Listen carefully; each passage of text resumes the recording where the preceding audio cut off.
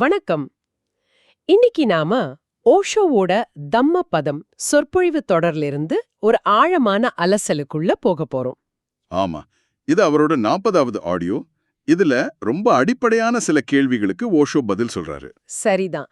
இதுல ஒரு பெரிய முரண்பாட்டையும் அவர் முன்வைக்கிற மாதிரி தெரியுது.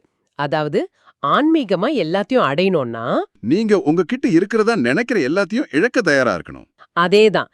இந்த ஒரு விஷயத்தை தான் நாம இன்னைக்கு பார்க்க போறோம். காதல், அகந்தை, அப்புறம் சில ஆன்மீக அனுபவங்கள்னு பல கோணங்கள்ல இருந்து.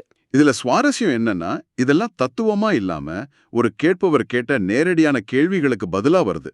அதனால ரொம்ப நடைமுறைக்கு பக்கத்துல இருக்கு. அருமை. அப்போ முதல் கேள்வியிலேருந்தே ஆரம்பிக்கலாம். ரொம்ப தனிப்பட்ட ஒரு கேள்வி, காதல் பத்தினது. ம், ஒருத்தர் காதல்ல இருக்கிறத எப்படி தெரிஞ்சுக்கிறது?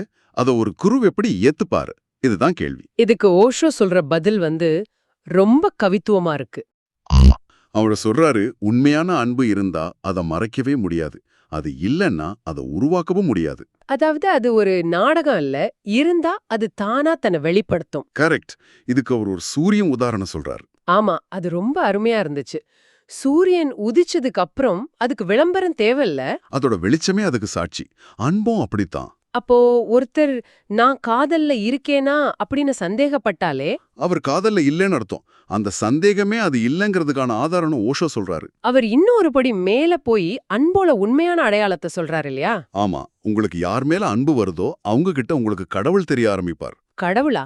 ஆமா, அப்படி தெரியலன்னா அது வெறும் ஈர்ப்பா இருக்கலாம், ஆசையா இருக்கலாம். ஆனா அது அன்பு இல்லைன்னு ரொம்ப திட்டவட்டமா சொல்றாரு. இது ஒரு முழுமையான மாற்றம் மாதிரி. உங்க நடை, பேச்சு, பார்வை எல்லாமே மாறும்னு சொல்றாரு. ஒரு புதிய போதை மாதிரி.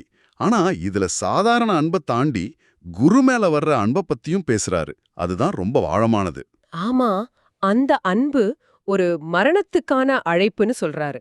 அது கொஞ்சம் தீவிரமா இல்லையா? அவர் சொல்றது அகந்தையின் மரணம்.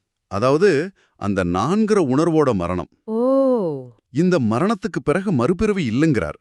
ஏன்னா நீங்க முழுசா கரைஞ்சு போயிடுறீங்க. முழுமையான சரணடைதல். அதேதான்.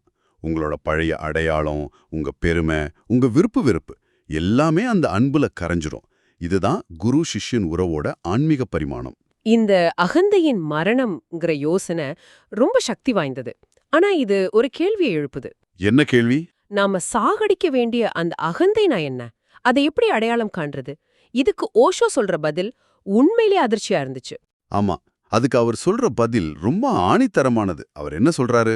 நிபந்தனையே இல்லாம உங்ககிட்ட இருக்கிற எல்லாமே அகந்துதான். அவ்வளவுதான். எந்த விதிவிலக்கும் கிடையாதா? ஒரு நிமிஷம். எல்லாமே அகந்தையா?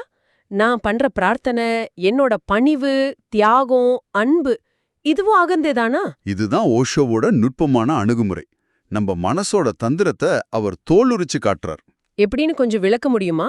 அகந்த ரொம்ப தந்திரமானது. நீங்க சரி பிரார்த்தனை மட்டும் அகந்த இல்லைன்னு ஒரு மூளையை ஒதுக்கி கொடுத்தா போதும். அது உடனே அந்த மூளைக்கு போய் ஒளிஞ்சுக்கும். ஆமா, நான் எவ்வளவு பக்தியோட பிரார்த்தனை பண்றேன் பாத்தியான்னு அது பெருமை பேசும். பணிவு அகந்த இல்லைன்னு சொன்னா என்னை விட பணிவான ஆளு உலகத்திலேயே இல்லைன்னு அது தனக்குள்ளேயே சொல்லிக்கொள்ளும். கரெக்ட். இது சோஷியல் மீடியால சிலர் பண்ற ஹம்பிள் பிராகிங் மாதிரி. பார்க்க பணிவு மாதிரி தெரியும், ஆனா உள்ள இருக்கிறது அப்பட்டமான அகந்தா. பிச்சு போக எந்த வழியும் வைக்கல. ஆமா, எல்லாமே அகந்தைன்னு சொல்லும்போது அதுக்கு ஒளிஞ்சுக்க இடமே இல்லாம போயிடுது. அவர் சொல்ற அந்த முற்றத்து உதாரணம் மாதிரி சுவரை இடிச்சாதான் முற்றம் வானத்தோட சேர முடியும். சரியா சொன்னீங்க. உங்ககிட்ட இருக்கிறது எல்லாமே அகந்தைன்னு நீங்க ஏத்துக்கிற அந்த நொடியில தான் அதை கடந்து போறதுக்கான சாத்தியம் பிறக்குது. இதுக்காக தான் புத்தர் சூனியம்ங்கிற வார்த்தையை பயன்படுத்தினார்னு ஓஷோ சொல்றது ரொம்ப சுவாரஸ்யமா இருக்கு. ஆமா, ஏன்னா அகம் பிரம்மாஸ்மி, அதாவது நானே பிரம்மம்னு சொன்னப்போ மக்கள் அந்த நான்கிற வார்த்தையை பிடிச்சுக்கிட்டாங்க. ஆமா, அந்த நான் தான் பிரம்மம்னு சொல்ல ஆரம்பிச்சிட்டாங்க. அது அகந்தைக்கு ஒரு பிடிமானத்தை கொடுத்துருச்சு. அதனால புத்தர் ஆன்மா பிரம்மம்னு எதையும் சொல்லாம சூனியம்னு சொன்னார். வெற்றிடம். ஏன்னா அகந்தையால வெற்றிடத்துக்கு பின்னால ஒளிஞ்சுக்க முடியாது. நான் ஒரு பெரிய சூனியம்னு அது பெருமை பேச முடியாது இல்லையா? சன்னியாசிகள் கதை. ஒருத்தர் முன்னாள் தலைமை நீதிபதி. ஆமா, தங்களோட பணிவையே ஒரு போட்டியா மாத்துனது. ஒருத்தர் உயரமான மேடையில இன்னொருத்தர் தாழ்வான மேடையில உட்கார்ந்து நான் உன்னோட பணிவானவன்னு மௌனமா போட்டி போடுறாங்க. கேட்கவே வேடிக்கையா இருக்கு. இன்னொரு உதாரணம் கவிஞர் தினகர் பத்தினது. அவருக்கு சர்க்கரை நோய், ஆனா இனிப்பு சாப்பிடாம இருக்க முடியல. ஆனா ஆசைகளை கட்டுப்படுத்துறத பத்தி அருமையான கவிதைகள் எழுதுறாரு. அதேதான். அவரே ஓஷோ கிட்ட இனிப்பு சாப்பிட ஏதாவது குறுக்கு வழி இருக்கான்னு கேட்டாராம். இதுதான் மனுஷ இயல்பு, இதுதான் அகந்தையோட விளையாட்டு. அப்போ நம்ம கிட்ட இருக்கிற அறிவு பெருமைன்னு எல்லாத்தையும் கைவிடணும்னா நமக்கு புரியாத அனுபவங்கள் வரும்போது அது எப்படி கையாள்றது? அடுத்த 2 கேள்விகள் இத பத்தி தான். ஆமா, ஒருத்தர் ஓஷோவை பார்த்தப்போ கண்ண பறிக்கிற ஒரு ஜோதிய பார்த்ததாகும், இன்னொருத்தர் ஒரு கேள்வி பதில் நிகழ்ச்சியில என்ன நடந்ததுன்னே புரியாத ஒரு அனுபவத்தை அடைஞ்சதாகும் சொல்றாங்க. இந்த 2 அனுபவங்களுக்கும் ஓஷோ கொடுக்கிற விளக்கம் மனசோட செயல்பாட்டை பத்தி நமக்கு நல்லா புரிய வைக்கும். சரி, முதல்ல அந்த ஜோதிய பார்த்த அனுபவத்தை எடுத்துக்கலாம்.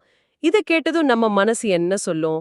ஓ, இது கண்ணுல ஏதோ கோளாறுன்னு சொல்லும். இல்லன்னா இது ஒரு பிரம்மைன்னு தனக்கு தெரிஞ்ச வட்டத்துக்குள்ள அதை கொண்டு வர முயற்சி பண்ணும். ஆனா ஓஷோ கொடுக்கிற விளக்கம் ஒரு முழுமையான 180 டிகிரி திருப்பம். அவர் என்ன சொல்றாரு? அந்த ஜோதி வெளியில இருந்து வரல, அது எப்போதுமே உனக்குள்ளதான் இருந்துச்சு. இதுதான் ஆச்சரியமான விஷயம். ஆமா, எந்த குருவும் ஆமா நீ பார்த்தது என்னோட தெய்வீக ஒளின்னு தான் சொல்லுவாங்க. ஆனா ஓஷோ அந்த சக்தியை திரும்பவும் அந்த கேட்பவரேக்கே கொடுக்கறார். அவர் சொல்றாரு, நான் ஒரு கண்ணாடி மாதிரி தான் செயல்பட்டேன்னு. ஆமா, நம்ம பார்வை எப்போதுமே வெளியில தான் போயிட்டு இருக்கு. அன்னைக்கு அந்த சந்திப்போல தீவிரத்துல உங்க பார்வை அந்த கண்ணாடியில பட்டு முதல் முறையா உள்நோக்கி திரும்பி இருக்கு. கரெக்ட். அப்படி திரும்பினப்போ உங்களுக்குள்ளேயே எரிஞ்சிட்டு இருந்த உங்க சொந்த ஜோதியை நீங்க பாத்திருக்கீங்க. அப்போ குருவோட வேலை உங்களை அவர் மேல சார்ந்திருக்க வைக்கிறது இல்ல. இல்ல, உங்கள உங்ககிட்டயே திருப்பி அனுப்புறது தான். இதுவும் ஒரு விதமான கைவிடுதல் தான். குரு மேல இருக்கிற சார்பை கைவிடுதல். அருமை. அப்போ அந்த 2வது அனுபவம் என்ன நடந்ததுன்னே புரியாத ஒரு நிலைய அனுபவிச்சவர். ஆமா, அவர் அந்த புரியாத நிலைய அப்படியே வச்சுக்க ஆசைப்படுறதா சொல்றாரு. அந்த அப்பாவித்தனத்தை இழக்க விரும்பலன்னு. இந்த இடத்துல தான் ஓஷோ அந்த கேட்பவரை மனசார பாராட்டுறாரு. ஆமா, அந்த புரியாத நிலை அல்லது அறியாமை தான் உண்மையான அப்பாவித்தனம்ங்கிறாரு. ஒரு வெற்று புத்தகம் மாதிரி. எல்லாம் தெரிஞ்ச ஒரு பண்டிதருக்கு இந்த மாதிரி அனுபவம் கிடைக்காது. கிடைக்கவே கிடைக்காது. ஏன்னா அவரோட புத்தகம் ஏற்கனவே பதில்களால நிரம்பி வழியுது. அந்த அப்பாவித்தனம் இருந்ததால தான் அந்த அனுபவமே சாத்தியமாச்சு.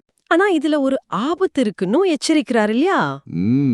ஆமா, அதாவது அந்த அனுபவத்தை திரும்பவும் அடையணும்னு ஆசைப்படுறது. நம்ம மனசோட இயல்பே அதுதான்.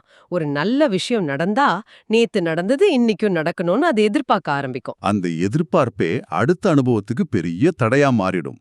ஏன்னா முதல் அனுபவம் நீங்க எதையும் எதிர்பார்க்காம அப்பாவித்தனமா இருந்தப்பதான் நடந்தது. அப்போ இதுக்கு என்னதான் தீர்வு? ஓஷோவோட அறிவுரை என்ன? ரொம்ப எளிமையான அறிவுரை. அந்த அனுபவத்தை மறந்துடுங்கிறார். மறந்துடணுமா? ஆமா, அத ஒரு சொத்து மாதிரி பிடிச்சு வச்சுக்காத. திரும்பவும் அந்த அப்பாவி நிலைக்கு போ. அந்த அனுபவம் நடக்கிறதுக்கு முன்னாடி நீ எப்படி இருந்தியோ அப்படியே இரு. அப்போதான் அது திரும்பவும் இன்னும் ஆழமா நடக்கும். அனுபவத்தை பிடிச்சுக்கிறது அகந்தையோட வேலை. அதேதான். அதை விட்டுட்டு திரும்பவும் அறியாமைக்கு திரும்புறது தான் ஆன்மீக பயணம். ரொம்ப சரி. ஆனா என்ன பண்றது? நமக்கு வர அனுபவம் ஒரு ஜோதியாவோ பரவசமாவோ இல்லாம ஒரு மாதிரி மந்தமா ஒரு தேக்க நிலை மாதிரி இருந்தா?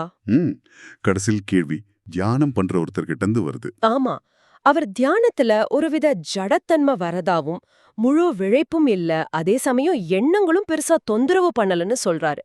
ஒரு குழப்பமான இடத்துல மாட்டிட்டு இருக்காரு. தியானம் பண்ற பலரும் சந்திக்கிற ஒரு முக்கியமான கட்டம் இது. இத புரிஞ்சுக்க ஓஷோ தியானத்தோட பயணத்தை 3 படிகளா விளக்குறாரு. முதல் படி என்ன? முதல் படி, நீங்க தியானம் பண்ண ஆரம்பிச்சதும் உங்க மனசு முன்ன விட அதிகமா சத்தம் போடுற மாதிரி தோணும். உள்ள இவ்ளோ குப்பை இருக்கான்னு நமக்கே அதிர்ச்சியா இருக்கும். கரெக்ட். இது தியானம் தப்பா போகுதுன்னு அர்த்தம் இல்ல. இது வரைக்கும் கவனிக்காம இருந்த மனசோட குழப்பம் இப்போ உங்க விழிப்புணர்வு அதிகரிச்சதால உங்களுக்கு தெரிய வருது. இது ஒரு நல்ல அறிகுறி. சரி, 2வது படிதான் இந்த கேட்பவர் இருக்கிற நிலை. எண்ணங்களோட வேகம் குறையுது. ஆனா அது ஏன் ஒரு ஜட நிலை மாதிரி தோணுது? ஏன்னா நாம இத்தனை நாளா மனசோட சலசலப்பையும் எண்ணங்களோட ஓட்டத்தையும் தான் உயிர்னு நினைச்சு பழகிட்டோம். அந்த சத்தம் இல்லாதப்போ ஏதோ ஒண்ணு குறைஞ்சு போன மாதிரி, ஒரு வெற்றிடம் வந்த மாதிரி தோணும். ஓஷோ இதுக்கு ஒரு அழகான உதாரணம் சொல்றாரு. இது பழைய வீட்டை காலி பண்ணிட்டு புது வீட்டுக்கு போறதுக்கு நடுவுல இருக்கிற நேரம் மாதிரி. சாமானெல்லாம் வண்டியில ஏத்தியாச்சு. நீங்க பழைய வீட்லயும் உள்ள புது வீட்டுக்கும் போய் சேரல. நடுவழியில ஒரு தொங்குற நிலை. அது ஒரு விதமான குழப்பமான நிலை தான். அப்போ இதுல இருந்து வெளியே வர்றது எப்படி? 3வது படி என்ன? ஓஷோவோட அறிவுரை இதுதான். பயப்படாதீங்க, தியானத்தை மட்டும் நிறுத்தாதீங்க, தொடர்ந்து செய்யணும். ஆமா, இந்த நிலை தானா கடந்து போகும். இதுக்கு பிறகு உங்களுக்குள்ள ஒரு புது இயக்கம் ஆரம்பிக்கும். அது எண்ணங்களோட இயக்கம் இல்ல, அது தூய உணர்வு நிலையோட, அதாவது சைத்தன்யத்தோட இயக்கம். அது ரொம்ப அமைதியா ஆனா சக்தி வாய்ந்ததா இருக்கும். மிகச்சரியா. அதனால அந்த தேக்க நிலையை பார்த்து பயப்படாம தொடர்ந்து பயணிக்கணும். ஒவ்வொருத்தரோட பயணமும் தனித்துவமானதுன்னு அவர் நினைவுபடுத்துறாரு. ஆமா, மகாவீரர், புத்தர், மீரா, உருளைக்கிழங்கு உரித்த சூஃபி ஞானின்னு. ஆமா, இடம், நேரம், சூழல் முக்கியமில்ல. முக்கியமானது ஒன்னே ஒண்ணுதான். நிறுத்தாம போயிட்டே இருக்கணும். சர்ரே வேதி, சர்ரே வேதி, போய்க்கொண்டே இரு. ரொம்ப அழுமை. அப்போ அன்போட உருமாற்றும் சக்தியிலிருந்து ஆரம்பிச்சு அகந்தையோட எங்கும் நிறைந்த தன்மை, ஆன்மீக அனுபவங்களுக்கு தேவையான அப்பாவித்தனம், கடைசியா தியான பாதையில தேவைப்படுற விடாமுயற்சின்னு ஒரு முழு வட்டத்தையே நாம பார்த்திருக்கோம். ஆமா, இது எல்லாமே ஒன்னோட ஒண்ணு இணைஞ்சது. நீங்க கவனிச்சீங்கன்னா இது எல்லாமே நாம ஆரம்பத்துல பேசின கைவிடுதல்ங்கிற ஒரு மையக் கருத்தை நோக்கி தான் வருது. அன்புக்கு நாம வச்சிருக்கிற வரையறைகளை கைவிடுதல், நான்கிற அடையாளத்தை, அதாவது அகந்தைய கைவிடுதல், எனக்கு தெரியுங்கிற அறிவு கைவிடுதல், கடைசியா தியானத்துல எனக்கு இது கிடைக்கணுங்கிற எதிர்பார்ப்பைய கைவிடுதல். ரொம்ப சரி. அப்போ இந்த உரையாடல ஒரு சிந்தனையோடு முடிக்கலாம். ஓஷோவோட சவால் ரொம்ப தீவிரமானது. நீங்களா நினைச்சுக்கிட்டு இருக்கிற எல்லாமே அகந்தைதான். இந்த ஒரு உண்மைய ஒரே ஒரு நாள் மட்டும் அத சரி பண்ண முயற்சி பண்ணாம, சண்டை போடாம, வெறுமனே ஏத்துக்கிட்டு கவனிச்சா, உங்க வாழ்க்கையில நீங்க நடிச்சுக்கிட்டு இருக்கிற பாத்திரத்தை பத்தி நீங்க என்ன கவனிப்பீங்க? சிந்திச்சு பாருங்க.